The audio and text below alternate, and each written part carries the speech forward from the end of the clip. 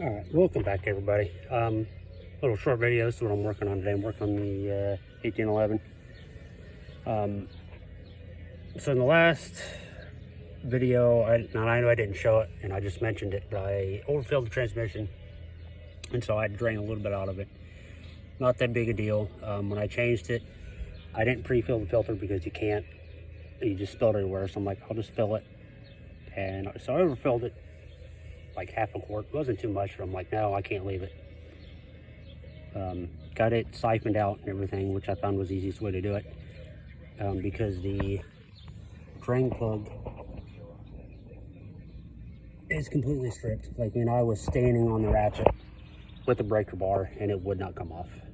So I found out, I pulled the tube off and just stuck a siphon on it. It siphoned it out and it worked. But I pulled that wheel off and they did not want to come off. This side really didn't want to come off either. I can see how rusted the studs are. And like I said, this thing had set. Let me see how rusted the caliper and everything is. This was in a chicken coop. So the guy said he washed it before I picked it up, and he said it was just caked in chicken poop and pee and everything else. And so everything on this thing was rusted and was stuck. Luckily, everything else works. But I thought, okay, today, real simple, easy maintenance thing to do, just kind of preventative. I'm gonna fix these studs.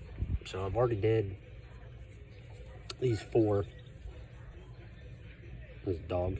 And I'm getting ready to do this one. That, like, you can't even get, like, the nuts wouldn't even come off these studs. Like, you can't do them by hand. You have to get a wrench to get them off. And I lubed them up and cleaned it and then lubed it, and no, I'm like, all right, I'll get a die. And of course, me being me, went and bought one before I looked, because I've got 3 tap and die sets. I've got a metric one and then 2 SAE. The one I only bought for the one size that was in it because I needed it. Actually, I needed it for that when I broke it. It had one in it. Or no. One of the other sets, the standard one I had one in it, but it's not cut for a socket like this is. It's just round.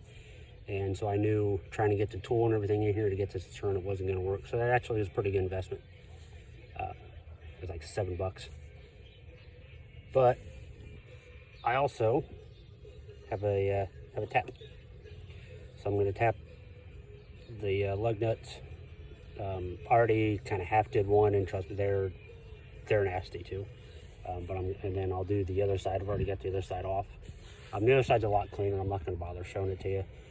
The studs are they're a bright color like this. I'd imagine that side probably set against something, and this was the outer side that was exposed, because this side of the battery box and the fenders was actually crushed and bent because part of the roof fell on it. Luckily, it missed everything else. The dash got cracks in it and it needed replaced. But it missed the front. Like I said, it was just the fender. You can see the seat pan is all bent up. But that's what I got going on today. I'm going to finish doing this. She should be in tip-top shape. But again, short little video. Just to show you just small little preventative maintenance like this. Saves you a hassle in the long run. You obviously tell the brakes aren't even working. I gotta adjust them. They're kind of stuck anyways, and the